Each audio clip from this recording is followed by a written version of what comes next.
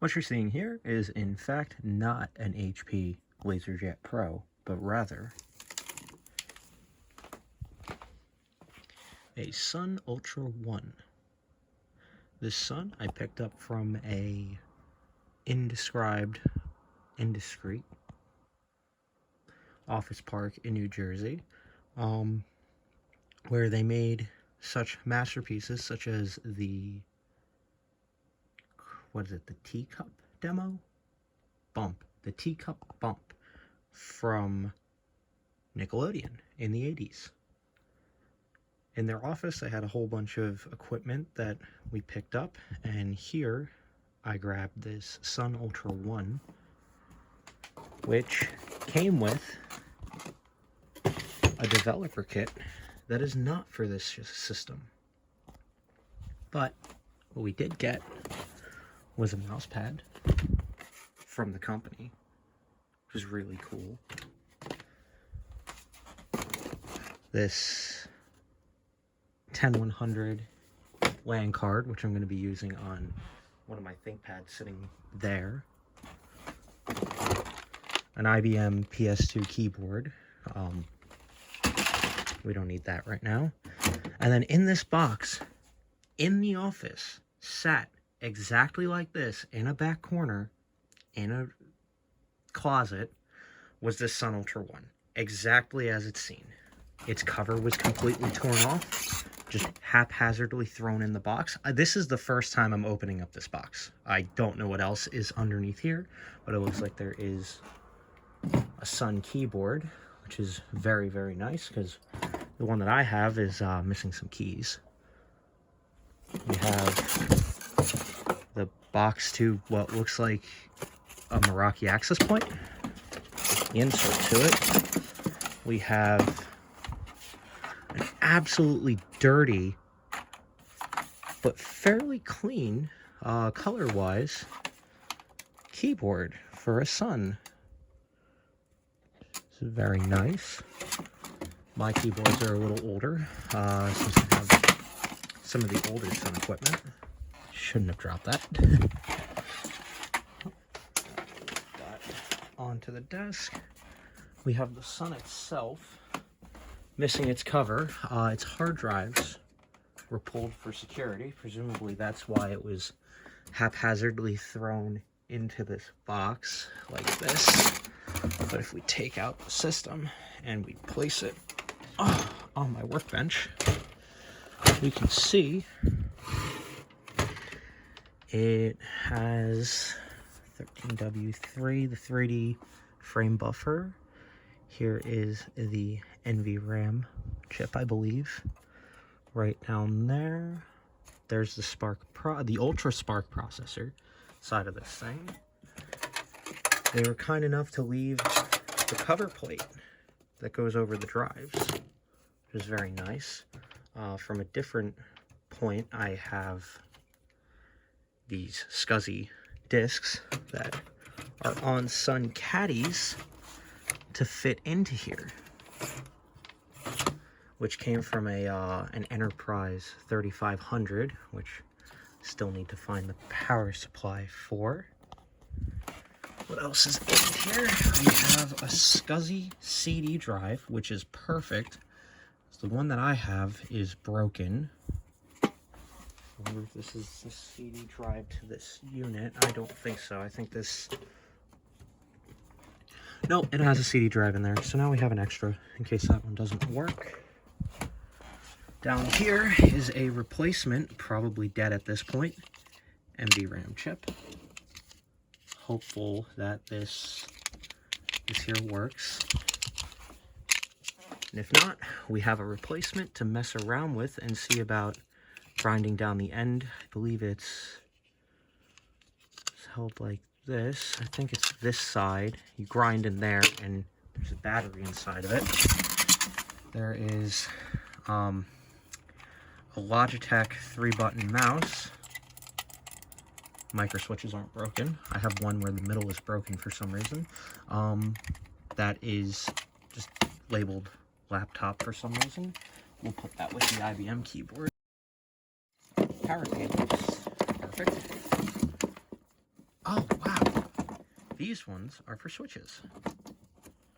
So higher current, higher temperature devices have this little notch cut out here so that the thicker cable doesn't get mixed matched with a different wire. Oh, this is beautiful. This is for a monitor. That's perfect. Alrighty then. We have Red Hat Enterprise 4. Which is for, I think this is x86. Oh, don't want to show that code. I'm gonna put that off to the side. Oh, there's a loose CD in here. Version 4 x64. Yep, so for some reason there's the DVD. I think that's the DVD install of it instead of the CD install of the final flap. There's a couple other loose CDs in there. We're just going to carefully take those out. Didn't know that there were loose ones in there. Probably should have checked first. Some Zip 100 discs. I went here with a friend of mine, and he took the Zip 100 drive, but that one was parallel, and I have a SCSI one laying around, so hopefully I can actually use those, and I'm hoping these are in better condition.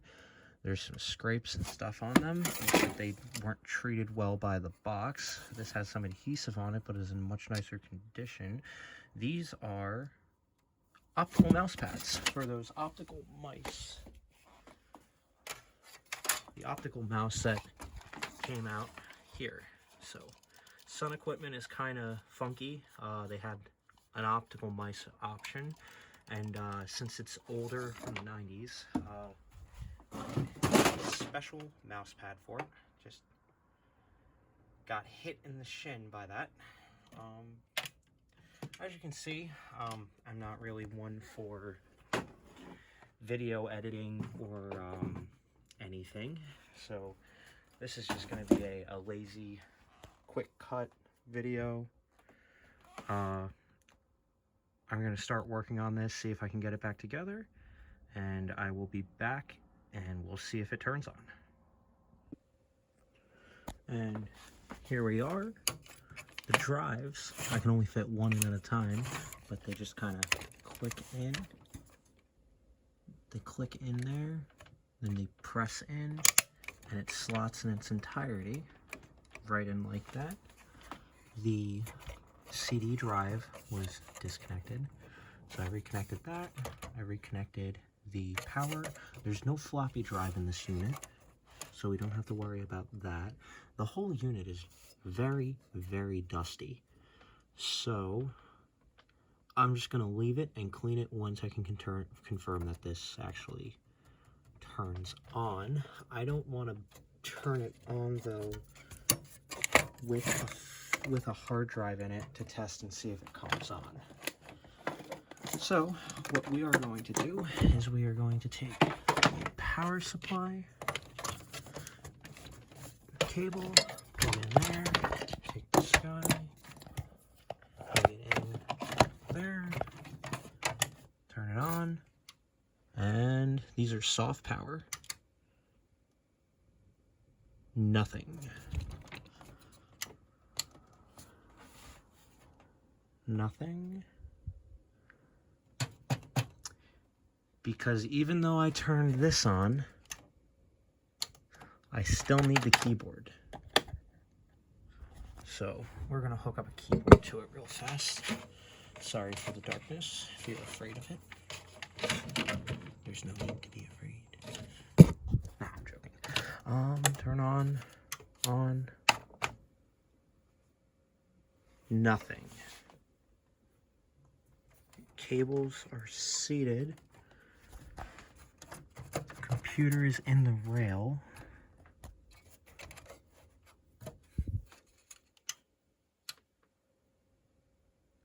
Well, I guess that's why this thing was in pieces. It looks like the drive itself, or not the drive itself, the power supply itself has failed. So,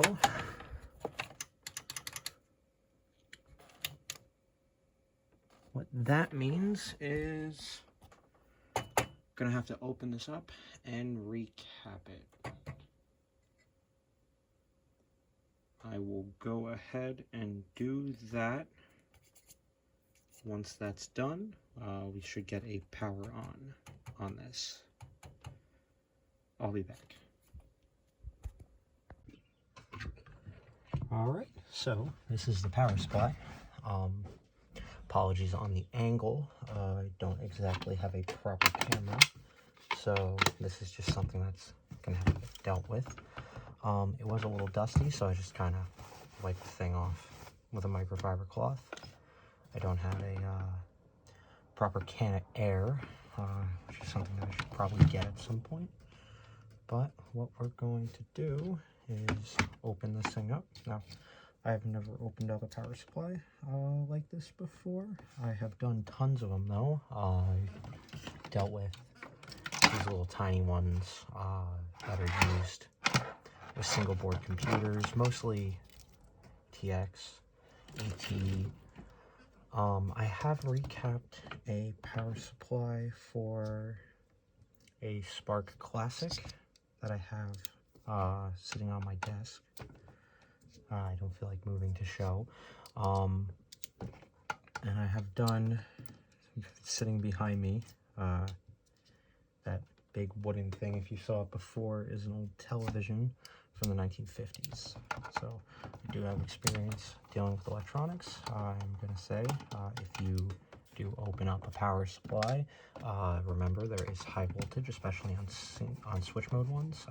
Do so at your own risk. I am not an authority on these things. So looks like this one, like many of the ones that I've opened up for other Unix boxes, they kind of open and fold. So it's not as neat as a Dolch power supply, fortunately, but it should just click apart. It might not. It looks like it pops off and slides down. It just needs a bit of force. What is holding it up? There is a riser board there.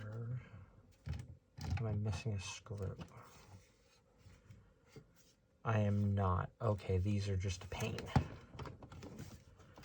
Like I said, I mentioned I have a Dolch, and I redid the power supply to that not too long ago, and those ones are beautiful, beautifully made. They click up, fold open, and it opens up like a cube.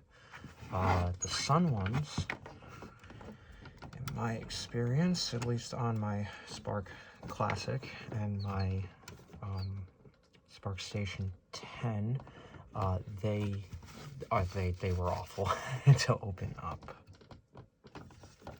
Is there a retention piece? No. So how these things open is you undo these two screws,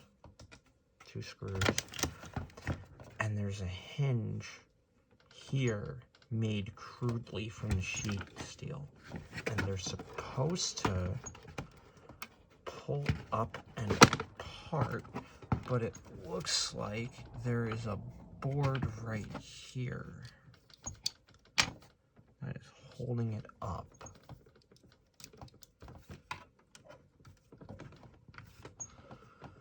Because the board is attached onto here. It's such tight wiring. I've also started, I volunteer at the local museum, and worked on a personal Iris power supply from an SGI, and that thing was an absolute nightmare. It has these 35 amp bus bars that run through the unit from the top all the way to the bottom. And those bus bars have these massive nickel-plated copper buses that are this thick, My soldering iron wasn't enough to get into that. How does this open? Does it pinch down? Do I need to open it a bit on this side? Pinch it down on that side? No. I'll be back once this is open. Alright, this is the first time I've ever seen this. I managed to get the whole thing apart by bending these little portions out of place until it pop up. And then this is where the nightmare occurred. I've never seen this before. There is a little steel bar that's soldered to the ground plane so that this connects the whole thing here. What I can do is tack a wire here and the screw and use an eyelet to connect here to there so it's easier to close. I will need to do that. I'm heating up the iron so that I can get this off of there. They really don't like people opening these things up. And here I'm wondering why it's not working. It looks like it's just absolutely caked across in dust. Just all over the thing. Everywhere. Just massive, oily dust bunnies. This thing must have sat forever and ever running. I ended up having to cut this with a pair of side cutters because it was just too much, way too much heat sink on there. So that was done. What I'm going to need to do is go through this entire thing, clean it.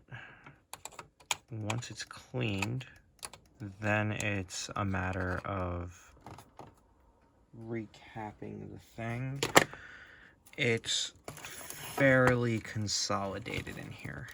The two boards are connected together in such a tight manner. This one is going to be an absolute pain to handle. This is gonna take a little while, so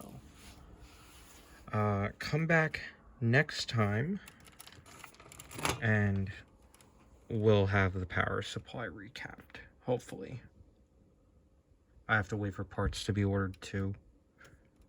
Have a good day.